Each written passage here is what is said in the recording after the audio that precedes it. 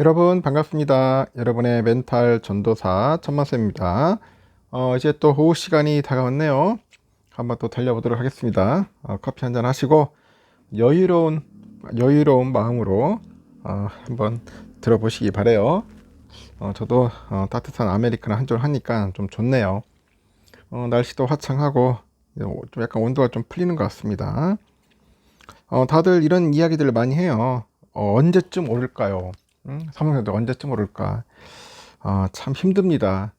이게 HBM에 관련된 이야기들도 들려야 할 것 같고, 이 트럼프의 그 앞으로의 액션, 과연 어떤 액션을 펼칠지 상당히 궁금합니다.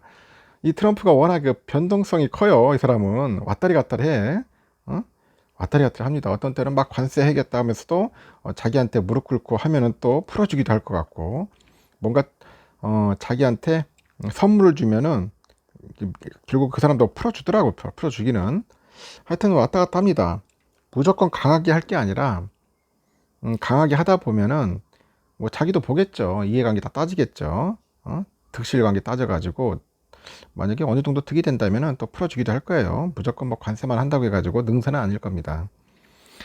그래도 그 영향을 확실하게 받네요. 지금 아시아권 국가들이 상당히 좀 힘듭니다.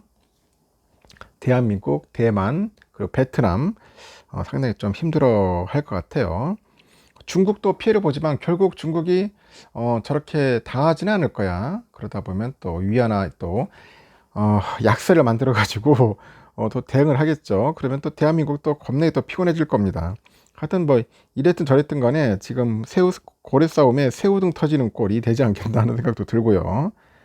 그래서 정치인들이 잘해야 돼 지금. 특히 대한민국 정부 어리버리 하다가는 작살 납니다. 지금 경기가 굉장히 안 좋아져요. 내수 경기도 안 좋고 지금 엉망인데 정부에 있는 놈들 하는 거 보면 꼬라지 보면은 도대체 뭐 하고 있는 건지 참 민생 경제를 챙기지 못해요. 민생 경제 내수 경제 지금 거의 다 박살났는데 여러분 한번 시간 되시면 한번 주위의 상권이나 한번 시내 돌아보세요. 어떤가 지금 한눈 안에 확 들어옵니다. 그런데도 잘하고 있다고 엉뚱한 소리 하고 있으니 국민들이 열받지 않겠습니까? 이거 정치적으로 싸울 게 아니라 어떻게 해서든지 먹고 사는 문제를 확실하게 해결해 줘야 돼요. 이제 그게 안 되면은 결국 국민들의 불만은 점점점 커지겠죠. 일단은 하락세가 현재 좀 이어지고 있고요. 사모펀드 주가 반등이 쉽지는 않은 모양새입니다. 최근에 대규모 자사주 매입에 인적 쇄신까지 승부수를 띄우긴 띄웠는데 이 증권가는 오히려 삼성에 대한 눈높이를 또 낮추고 있네요. 한때는 높이더니 요즘 증권가에서도 눈높이를 낮추고 있더라. 삼성은 55,500원에 거래를 마쳤는데요. 28일 날 지난 7월만 하더라도 9만 원을 바라보던 주가가 4개월 사이에 40%까지 가까이 떨어집니다. 그리고 11월 한때 주가가 장중에 4만 원대까지 밀렸는데 회사가 10조 원 규모의 자사주 매입 계획을 밝혀가지고 5만 원대를 회복을 합니다. 회복을 했고 일시적인 반등 후에도 주가는 여전히 지지부진한 겁니다. 지지부진한다. 그렇죠? 오를 때 또 빠지고 또 오를 때 빠지고 또 빠지고 답답하죠. 위기론이 불거진 삼성은 지난 11월 27일 정기 사장단 인사를 시작으로 인적 쇄신에 나섰는데 이 반도체 수장인 전영현 그 부회장을 대표이사로 선임을 했고요. 기존의 한종희 부회장 단독 체제에서 2인 대표 체제로 전환을 했습니다. 전환을 했고요. 위기 상황인 메모리와 그 파운드리 사업부 그 수장을 모두 싸그리 다 교체를 했는데 대대적인 물갈이죠. 근데 메모리 사업부를 전 부장이 직접 이끌고 있는 상황에서 적재에 빠진 파운드리 사업부에는 이번 인사에서 사장으로 승진한 한진만 그 미주 총괄 부사장을 사장으로 앉혔습니다. 근데 저는 이런 생각이 들어요. 이 친구가 과연 파운드리 전문가인가 하는 생각이 들어요. 미주 총괄 부사장인데 이 파운드리 전문가는 아닌 것 같은데 하여튼 나도 참 미스테리야. 뭐 그러다 보니까 증권가는 여전히 싸늘하죠. 평가는 싸늘합니다.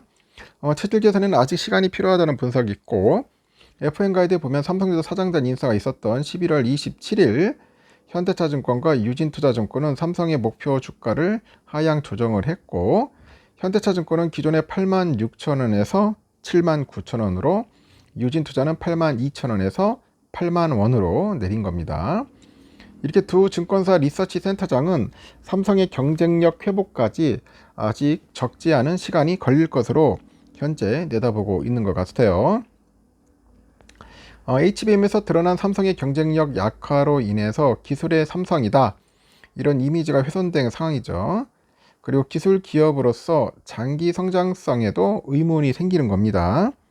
그리고 주가는 세계에서 손꼽힐 정도로 부진한 기업이 됐어요.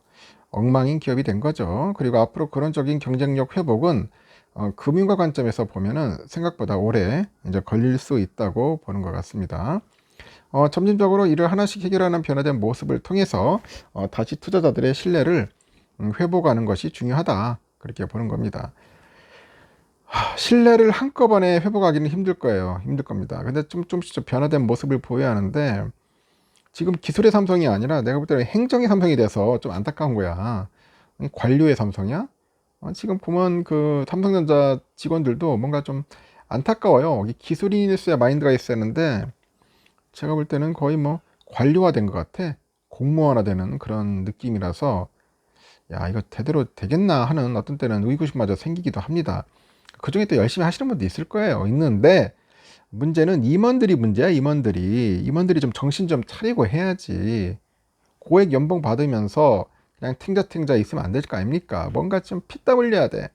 직원들이야 그냥 뭐 말 그대로 뭐 웰빙도 좀 어느 정도 하면서 뭐 지내겠죠. 뭐 아침에 출퇴근, 누가 뭐 야근까지 하려는 사람 몇 명이나 있겠습니까? 요즘 하도 주 52시간 뭐 그래 따지고 하다 보니까 52시간인가? 하여튼 그래요. 시간을 전 이게 무한정 쓸 수 있지 않지 않습니까? 노동법에 또 위반되니까. 근데 임원들은 그 노동법 다 필요 없어. 더 열심히 해야 돼. 왜냐? 여러분들 보시다시피 연봉이 뭐 1, 2억입니까? 몇십억씩 받아가잖아요. 더 부지런히 뛰고 노력하고 더 제대로 된 미래를 그려가지고 이제 제시를 하고 이끌어가야 할 그런 위치이기 때문에 열심히 하는데 그렇지를 못하는 것 같아요. 하여튼 만족스럽지가 못합니다. 외인들은 그런 귀신같이 알아차려가지고 계속 매도를 하는 거예요. 오죽했으면 파운드리 분야 전망가 더 어둡다고 하잖아요. 이 파운드리 사업의 경우 중국 업체들의 그 8인치, 이 8인치하고 그 성숙 공정의 공급 확대를 감안해 보면 이 선택과 집중이 필요한 시기라고 이야기하는 분도 있습니다. 그래서 체질 개선에는 더욱더 많은 시간이 필요할 것 같다. 이 체질 개선이 필요할 때까지는, 확인될 때까지는 참 주가는 박스권에서 그 움직이는 흐름을 우리가 예상하지 않겠냐, 이게 보는 겁니다. 그래서 파운드리 굉장히 중요합니다. 진짜 말 그대로 아주 뛰어난 인물이 나타나가지고 파운드리 전문 기술자 나타나서 이끌어 가야 하는데, 제가 볼 때는 그 수장이 제대로 된 사람이 아닌 것 같아요. 제 느낌이 그렇습니다. 뭐 더 뛰어날 수도 있겠지만은 여러 가지 자료를 보면 제가 볼 땐 마음에 안 들어. 저는 솔직히 마음에 안 듭니다. 이재용 회장이 너무 좀 이렇게 자기 측근만 내세우는 느낌이 많이 듭니다. 그 앞으로 그 사법 그 리스크 문제가 있다 보니까 약간 좀 측근 위주로 내세운 게 아닌가 하는 생각이 들어요. 하여튼 잘 했으면 좋겠어요. 우리 직원들 혼연일체 해가지고 열심히 해서 좋은 결과를 내주었으면 좋겠습니다. 많은 분들이 기다리고 있고, 이게 또 국민주다 보니까 수많은 국민들이 쳐다보고 있단 말이야. 쳐다보기 때문에 삼성전자가 예전같이 그러니까 안일하게 하면 안 됩니다. 금방 중국 업체들한테 추격당하고, 눈 깜짝할 새에 벌써 보세요. 하이닉스한테 HBM 뺏기는 거 봐. 응? 하이닉스. 참, 하이닉스도 참 대단한 기업입니다. 앞으로 삼성전자 더 좋은 모습을 기대를 합니다. 하지만 지금 당장은 여러분들 이렇게 막 불기둥처럼 오른다는 것은 좀 쉬운 문제는 아니니까, 어려운 문제니까 거기까지 크게 기대를 하지 마세요. 올 연말까지는 제가 볼 때는 박스권 갈 것 같아요. 박스권 흐름 오르락 내리락 하면서 단타치기 좋은 그런 모습으로 가지 않을까 예상을 해봅니다. 여러분들에게 절망적인 이야기를 한 게 아니라 제 내피셜이고 제 예상입니다. 제 예상이 항상 틀렸으면 좋겠네요.